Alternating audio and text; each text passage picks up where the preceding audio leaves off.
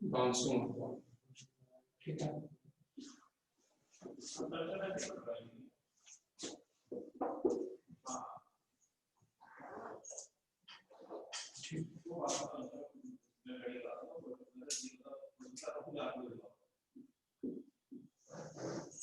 Diagram तो बनाया हुआ आप लोग एच हाइट से किसी बॉट को ड्रॉप करते हैं तो ध्यान लो ये किस स्पीड से आप राइट किए v, जो यही क्या है u1, हमने कोएफिशिएंट ऑफ सब्स्टिट्यूशन क्या है, ठीक है। अभी इनइलास्टिक कोलिजन की बात हो रही है और ये की वैल्यू जो है कहां से कहां तक वेरी करेगी, 0 से लेकर के 9 तक।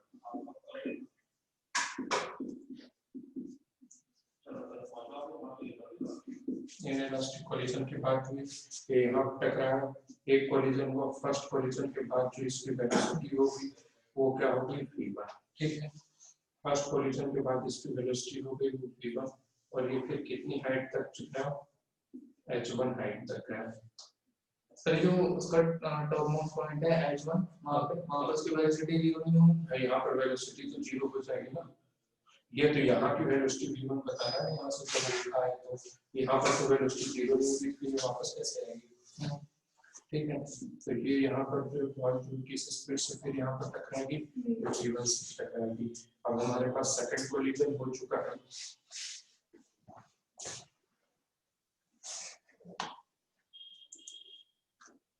ठीक है। अब सेकंड कोलिजन हो चुका है, अब सेकंड कोलिजन के बाद जो जिस वेलोसिटी से ये ऊपर उठे क्या होगी v2, फिर ये कुछ दूर तक जाकर के क्योंकि e जो है हमारा क्या है लेस देन 1, तो वेलोसिटी जो इनइलास्टिक कोलिजन में हमारी वेलोसिटी कंटीन्यूअसली क्या होती है डिक्रीज करते जाती है, तो डिक्रीज करेगी तो ये हो गया v2, ठीक है। फिर यहाँ से ये जंप करेगा v3 से और ये कंटिन्यूअसली इस तरह से अप टू इंफिनिटी तक चली जाएगी, ठीक है। S2 हो गया,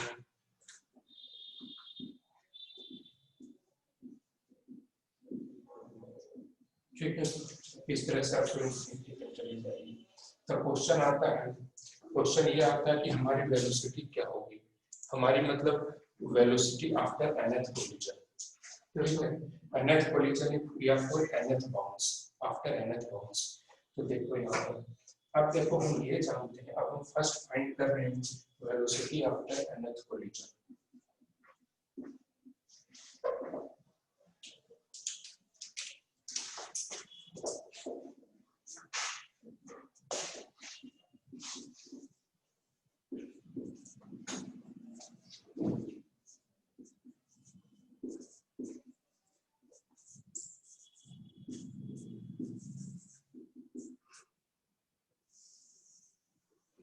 वेलोसिटी आफ्टर nth कोलिजन की बात जब हम वेलोसिटी देखने के लिए आएंगे तो अब हमें ये पता है कोएफिशिएंट ऑफ सब्स्टिट्यूशन क्या होता है, कोएफिशिएंट ऑफ सब्स्टिट्यूशन ये होता है वेलोसिटी ऑफ सेपरेशन यानी v2 minus v1 upon u1 minus u2, ठीक है।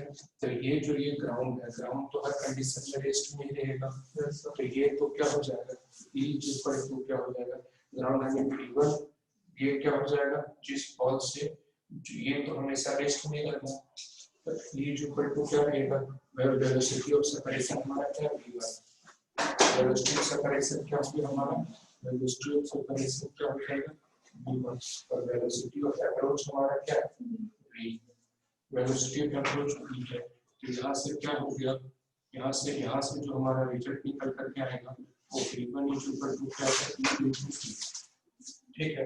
और यहाँ पर हमें पता रहना चाहिए कि जो v होगा वो कितना होगा रूट अंडर 2gh, v क्या हो जाएगा रूट अंडर 2gh, ठीक है, यहाँ समझ तो यही है ना, वेलोसिटी सेपरेशन में किस वेलोसिटी से दूर जा रहा है, v1 वेलोसिटी से दूर जा रहा है, और वेलोसिटी अप्रोच किस वेलोसिटी से नजदीक आ रहा है, नजदीक किस वेलोसिटी से आ रहा है, v से। तो v1 अब e इज इक्वल टू क्या होगा, v1 अपॉन v, यानी v1 इज इक्वल टू क्या हो गया, e इनटू v। तो ये फर्स्ट कोलिजन के लिए लिखा, ये वेलोसिटी आफ्टर फर्स्ट कोलिजन है। आफ्टर सेकंड कोलिजन हम लिखने के लिए जाएंगे velocity after second collision. Second collision लिखने के लिए जाएंगे तो वही लिखेंगे, सेकंड कोलिजन के बाद वेलोसिटी ऑफ सेपरेशन क्या है, v2 और अप्रोच क्या है, v1। तो यहाँ से हम क्या लिखेंगे, e v2 is equal to क्या लिखेंगे, e इनटू v1, या तो हम यहाँ v1 की value e into v put कर दें तो हम यहाँ क्या लिखेंगे, e square into v। After third collision e to v, after third collision v3 is equal to क्या लिखेंगे, e क्यूब इनटू v। ठीक है, इस तरह से चलता रहेगा। तो यहाँ पर क्या हो जाएगा, after nth collision, after nth collision तो v nth is equal to क्या हो गया, e to the power n into v, e to the power n into v। या तो nth कोलिजन के बाद जो स्पीड है e to the power n into root under 2gh, e to the power n upon 2gh। ठीक है, ये क्या होगा वेलोसिटी आफ्टर nth कोलिजन। उसके बाद हम देखते हैं, ठीक है, वेलोसिटी आफ्टर nth कोलिजन के बाद जो हमारा नेक्स्ट जो डेरिवेशन आता है वो height gain by the ball after nth collision. nth collision के बाद बॉल जो है कितना हाइट गेन किया है।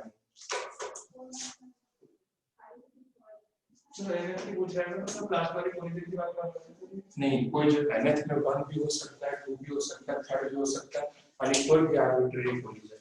अगर हम फर्स्ट कोलिजन लेते हैं तो पूछेगा वेलोसिटी आफ्टर फर्स्ट कोलिजन तो n की वैल्यू 1 रख देंगे, वेलोसिटी अगर आफ्टर सेकंड कोलिजन तो ये n की वैल्यू 2 रख देंगे, वेलोसिटी आफ्टर थर्ड कोलिजन तो क्या हो जाएगा,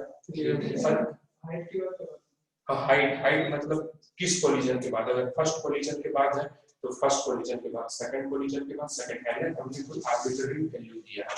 जैसे सेकंड, अगर हमने सेकंड कैलकुलेट कर दिया, आपसे कोई पूछ लिया तो आप कैसे फिफ्थ बताओगे, तो हम क्या करते हैं nth के लिए कोई भी n के लिए निकाल सकते हैं तो वहां पर हम वैल्यू पुट करके लिख सकते हैं। ठीक है, height of ball after height gain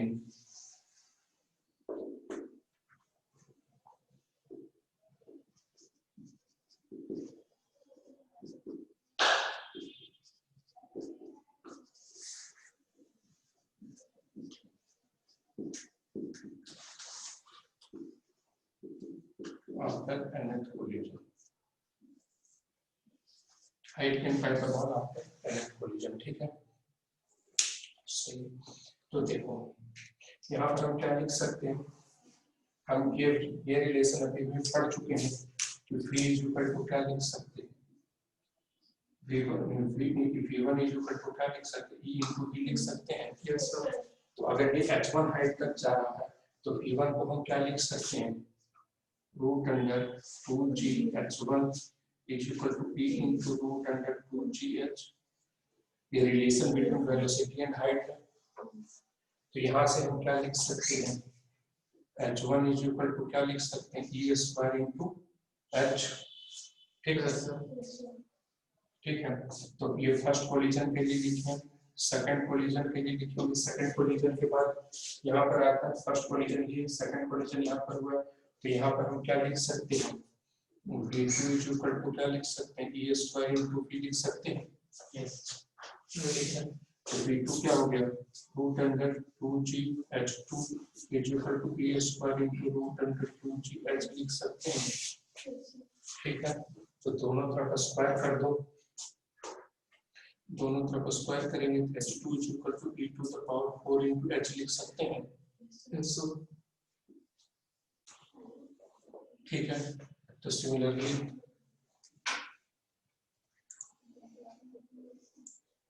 यहाँ पर लिख सकते हैं, सिमिलरली सिमिलरली हम लिख सकते हैं h nth is equal to h e to the power n e to the power 2n into h। ठीक है, क्योंकि देखो 1 का 1 2 into हो गया, 2 का 2 into 2 हो गया, h n is equal to क्या हो गया e to the power 2n into h। ठीक है, यहाँ तक नोट डाउन कीजिए। ठीक है, फिर आगे देखते हैं। Time taken by the following.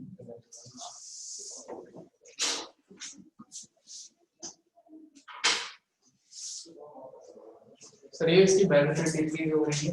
हम इसके सर एक रीजन ये भी कह सकते हैं कि काइनेटिक एनर्जी तो बॉडी में चार्ज काइनेटिक एनर्जी कम हो जाएगी ग्राउंड से टकराने के बाद।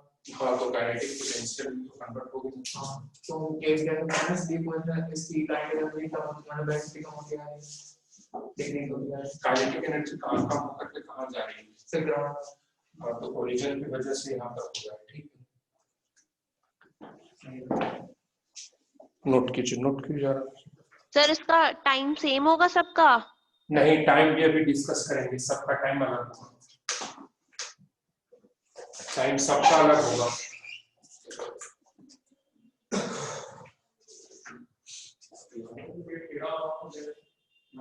सर हमको पता कैसे चलता है कि किस केसेस में टाइम सेम होता है डिफरेंट होता है? अभी हम डिस्कस करेंगे।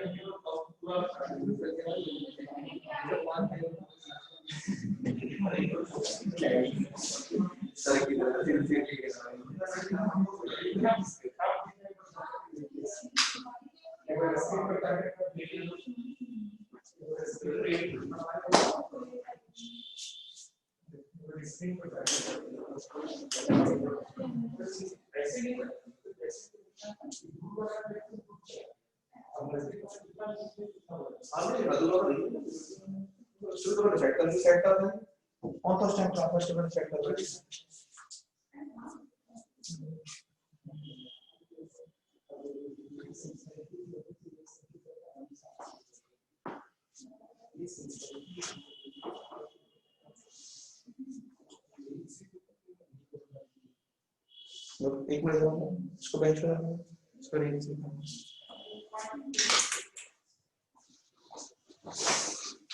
क्या बेंच लगा दो, ठीक है, इसमें गलत से चढ़नी चाहिए।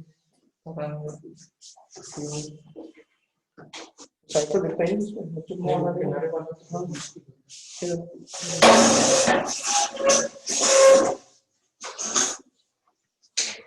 चलो सामने अंतर सामने लो।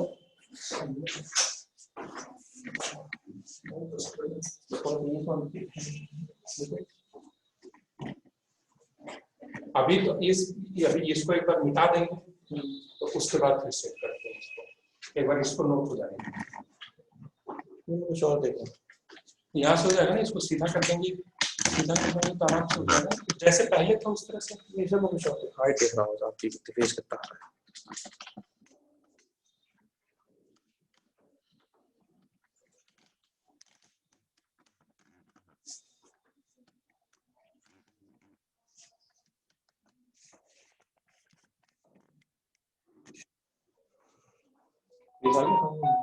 नहीं, अभी तो नहीं आया पूरा, अभी तो वहीं से होके पूरा लंबा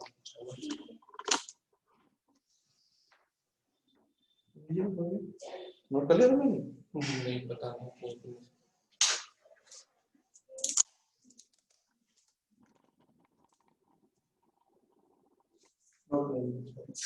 कैसे करेंगे नोट, अभी फिर वहीं पर रखना पड़ेगा नोट करने। इसकी फोटो इस कैप पे डाल दो। हाँ, इसकी फोटो खींच करके डाल दो। सर कर लिया हमने नोट सर। क्या नोट कर लिया? सर नोट कर लिया। Yes sir.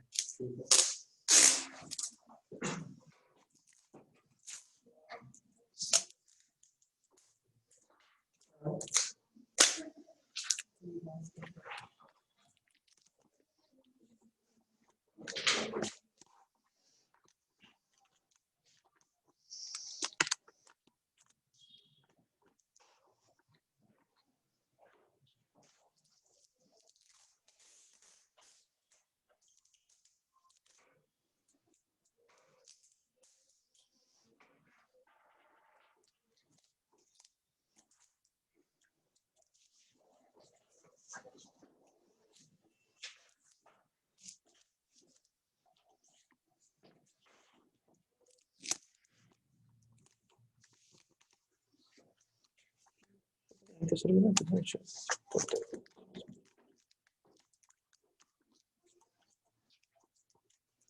ये जो कैमरा भी अपनी जगह फिक्स हो गया सही तो है मतलब यहाँ एक बार वीडियो सेट कर दो हिलेगा नहीं ऐसे इसमें हैंगर वैसे और देखिए हाइट है सामने दीजिए थोड़ा सा ऊपर करता हूं।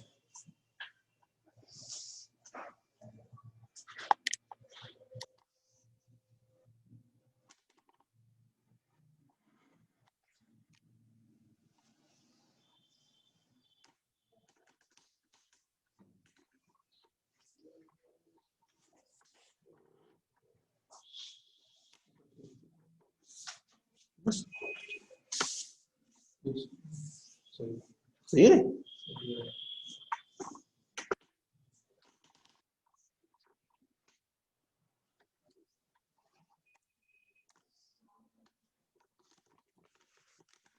लीजिए ठीक है ना तो मैं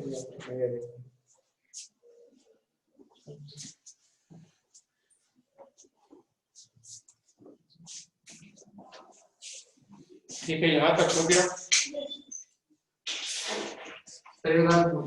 सेकंड पोजीशन के बाद सर डायरेक्टली V2 कैसे सर जैसे D जहाँ मैंने दिया वहाँ पर फर्स्ट पोजीशन में यहाँ पर फर्स्ट कोलिजन हुआ,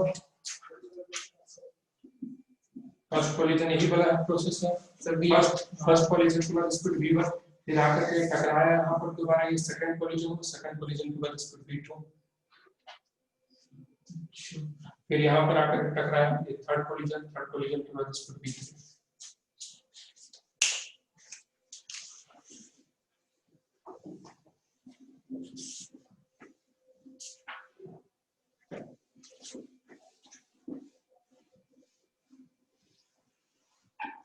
Time taken by the ball in nth collision.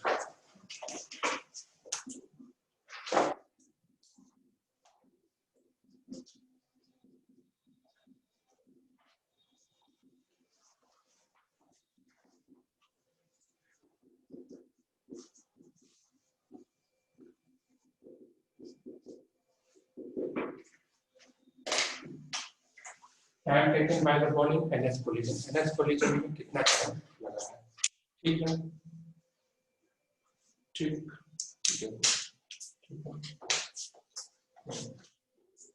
Height का रिलेशन तो हमें पता है, हाइट का रिलेशन पता है,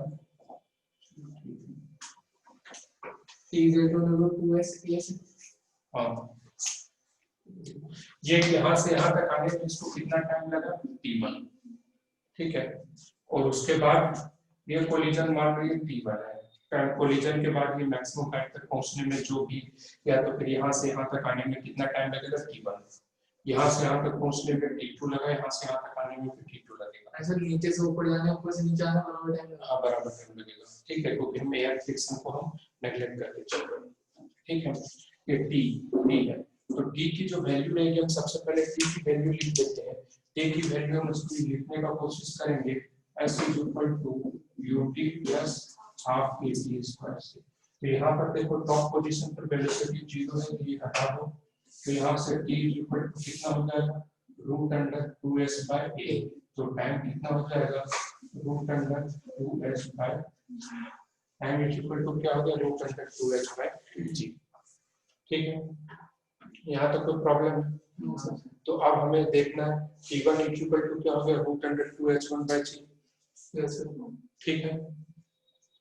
तो यहाँ पर हम लिख सकते हैं, एक मिनट रुक जाइए, ठीक है, h1, ठीक है, t1 जो भी होगा h1। अब देखो h और h1 का रिलेशन हमें पता है, हाइट का रिलेशन अभी हमने क्या फाइंड किया बताइए? h1 = e to the power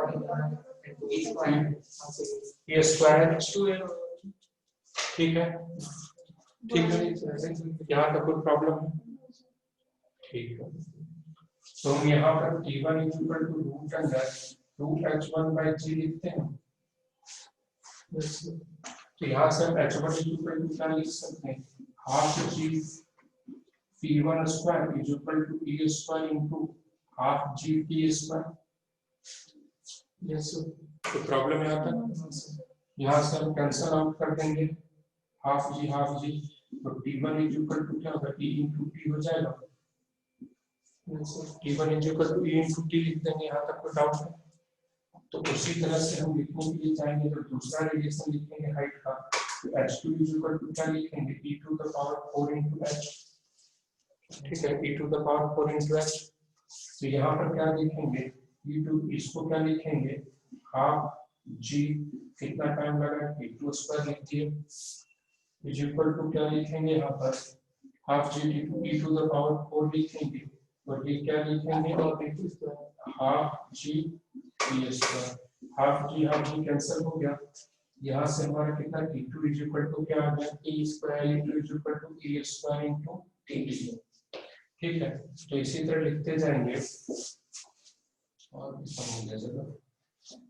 ठीक है, तो यहाँ पर इसी तरह से लिखते, यहाँ पर लिखता हूँ मैं। ठीक है, तो ये सिमिलरली क्या हो जाएगा, सिमिलरली क्या हो जाएगा, n इज इक्वल टू क्या हो जाएगा, e to the power n into t, या तो लिखेंगे t to the power n upon t की वैल्यू कितना है, root under 2h bye g। ठीक है, चलिए इसे नोट डाउन कीजिए। n वाली नहीं लगेगी क्या, h जो है n वाली नहीं लगेगी, इनिशियल वाली। हाँ h जो h तो हम जब h लिख रहे हैं तो इनिशियली जब हम h1 लिखेंगे तब तो कुछ और लिखेंगे, h1 लिखा रहा है हमने, तो हाइट से रिलेट करके निकाल लिया इसको। यानी t टू nth टाइम में कितना टाइम लगेगा, e टू द पावर, यानी जैसे जैसे बार जितनी बार इलास्टिक कोलिजन होगा उतना टाइम क्या है, कम होता जाएगा। वो e to the power e जो है लेस देन 1 है, तो पॉइंट की पावर बढ़ती है, अब जो भी होगा वो बढ़ती है।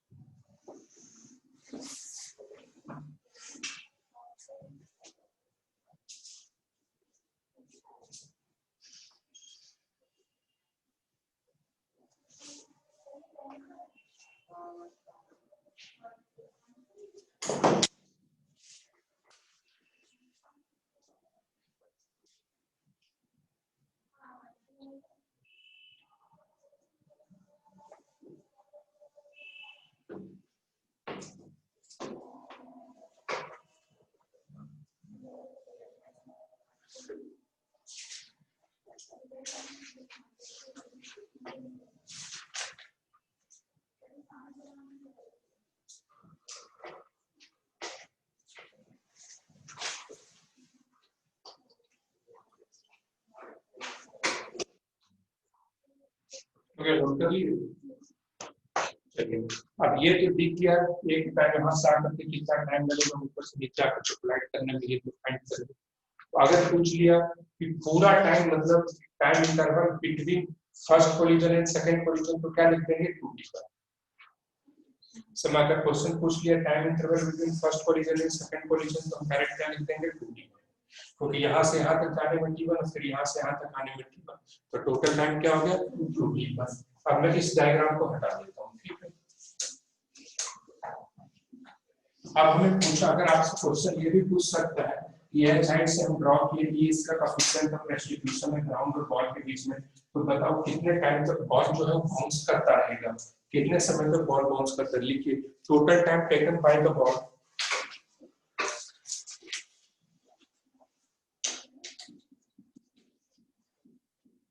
Total time t taken by the ball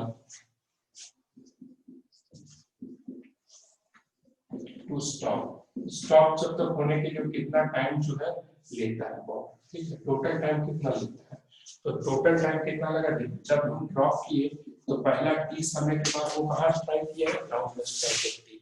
उसके बाद दूसरा स्ट्राइक होने में कितना टाइम लगा, 2t, फिर कितना हो गया 2t2 प्लस 2t3, इसी तरह करते करते कितने इंफिनिटी तक चला जाएगा, ठीक है। तो यहाँ पर t इक्वल टू हम लिखेंगे t1 अभी हमने कितना बताया था, e to the power n, तो यहाँ पर लिखेंगे e इंटू टी लिख देंगे क्योंकि फर्स्ट कोलिजन का है। सेकंड कोलिजन का क्या लिखेंगे, e square into T. Third का हम क्या लिखेंगे, e to 2 times of T Q into T plus infinity तक का है। तो यहाँ से t आ जाएगा, तो हम क्या करते हैं, t सही है और यहाँ से हम क्या करते हैं 2t को कॉमन लेते हैं, 2t को कॉमन लेंगे तो ये क्या हो जाएगा e plus e square plus e cube plus infinite. ये किसका फॉर्मेशन कर रहा है, जीपी सीरीज का, और जीपी सीरीज का समेशन क्या होता है, a upon 1 answer as introduced n is equal to infinity, तो a upon 1 minus r। First maths वाले बायो वाले नहीं, देखो यहाँ पर लिखता हूँ, ठीक है, तमीज से ध्यान रखना, बहुत ज्यादा यूज होगा, ठीक है। जीपी सीरीज में क्या रहता है, जैसे a1 है तो कॉमा क्या हो गया, a1 इंटू आर स्क्वायर, फिर a1 into are cube, a1 into a3 a4, इस तरह करके ये क्या करते जा रहा है, बढ़ता जा रहा है। तो इसका फर्स्ट टर्म a1 है और इसका कॉमन रेशियो क्या है, कॉमन रेशियो डिवाइड करेंगे r हो गया। एक फिक्स्ड क्वांटिटी के रेशियो से अगर वो बढ़ता जा रहा है तो इससे हम क्या करते हैं, जीपी करते हैं। तो इसका जो समेशन होता है, जो एडिशन होता है, जो समेशन होता है वो होता है, बताओ क्या हो गया, माइनस क्या होगा, समेशन क्या होगा, a1 पूरा वाला बताओ। जब n इज इक्वल टू 2 हो तो क्या लिखेंगे, सर तो टर्म डिफाइन होती है तब लिखते हैं, क्या लिखते हैं, s n equal to a 1 minus r का 1 अपन 1 माइनस r। और ये अगर कहीं हमें गिवन है कि 2 3 4 टर्म तक, तो हम ये लिखते हैं, ठीक है। जब r is not equal to 1 होता है वो तो हटाओ, इतनी सारी कोई मतलब की बातें नहीं है, ठीक है। ये अगर कोई फिक्स है n, जब ये तब उस कंडीशन के लिए जब n क्या है, फाइनाइट, हाँ भाई डिफाइन है, n फाइनाइट है, but when n is equal to infinity, when n is equal to infinite, ठीक है, तो उस समय जो समेशन होगा वो होगा a1 अपॉन 1 माइनस r, ठीक है, a1 अपॉन 1 माइनस r, इसका ध्यान रखिएगा, ठीक है, बहुत ज्यादा इस्तेमाल होगा फिजिक्स में।